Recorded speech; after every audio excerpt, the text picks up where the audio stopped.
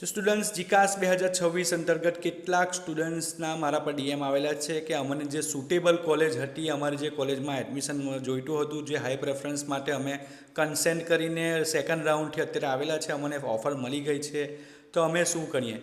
તો જો તમને મનગમતી કોલેજ, તમારે જે હાઈ પ્રેફરન્સની કોલેજ જોઈતી હતી એ અત્યારે મળી ગઈ છે, તો તમે એમાં એડમિશન લઈ લો, તમે કન્ફર્મેશન આપી દો, કોલેજમાં ડોક્યુમેન્ટ્સ જમા કરાવી દો, વેરિફિકેશન કરાવી લો, ફીસ ભરીને કન્ફર્મ કરી લો.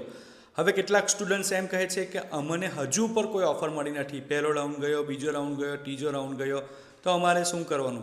તો તમારા માટે હજુ ચોથો રાઉન્ડ આવશે. તમારે ચોથા રાઉન્ડ માટે જો તમારે એડિટ કરવાનું હશે ફોર્મ, તો એ પણ એડિટ કરી શકશો. તારીખ કઈ છે? તારીખ ધ્યાન રાખજો, 21 જૂન 2026 સવારના 10 વાગ્યાથી રાતના 12 વાગ્યા સુધી તમે ચોથા રાઉન્ડ માટેનું ફોર્મ એડિટ કરી શકશો. એટલે તમે તે દિવસે કરી લીજો. જે હાઈ પ્રેફરન્સ પ્રેફરન્સ ચેન્જ કરવો હોય એ કરી લીજો.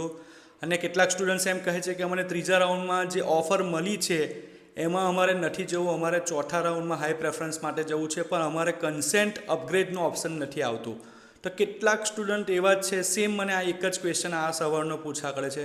તો મને કમેન્ટમાં જરૂરથી જણાવજો, શું બધાને જ આ પ્રોબ્લેમ રહે છે, કન્સેન્ટ અપગ્રેડનું ઓપ્શન નથી આવતું? મને કમેન્ટમાં જરૂરથી જણાવજો.